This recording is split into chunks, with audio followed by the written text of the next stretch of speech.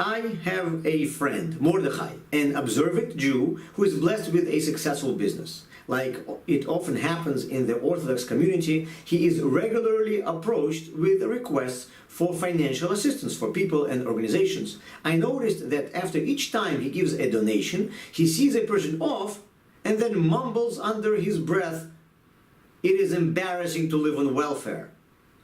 One would think that he might be saying it as a rebuke to those he is helping. But I know Mordechai for many years and it doesn't seem like him.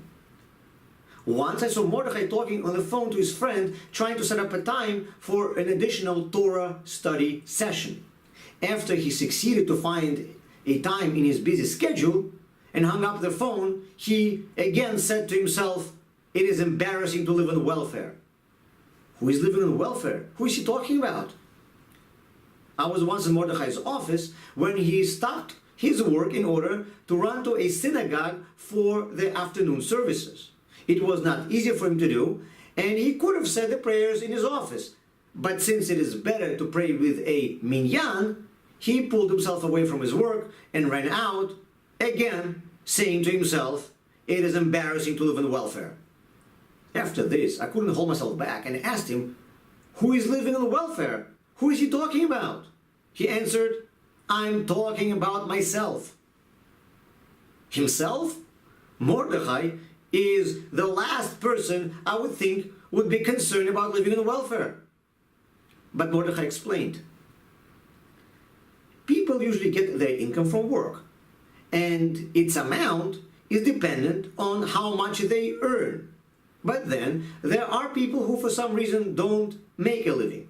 Our society is very generous and provides welfare assistance to people who don't make enough. We know that financial situation is a microcosm, which is a metaphor for the big picture of our world. And looking at the big picture of our world, we know that everything we have, money, health, and so on, comes from God. Our work and doctors are only the channels through which God sends us what we have.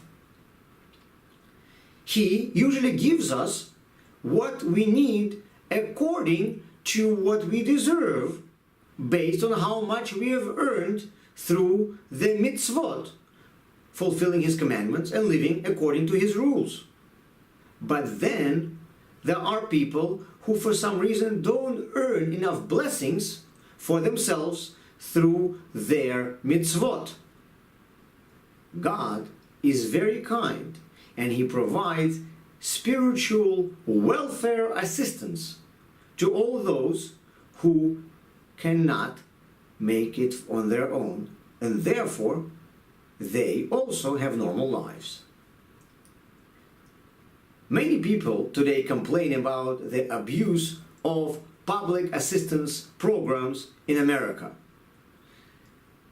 There are also those who are making a similar case about the abuse of the spiritual welfare programs as well. They are the ones who are bothered with the question, why do wicked people have good lives? Mordechai continued, I thank God have a comfortable life, and I hope that God will continue to provide me with what I need. I try to earn enough merits to deserve all these blessings, but even if I won't, God is kind, and I hope that He will provide me with my needs out of His mercy.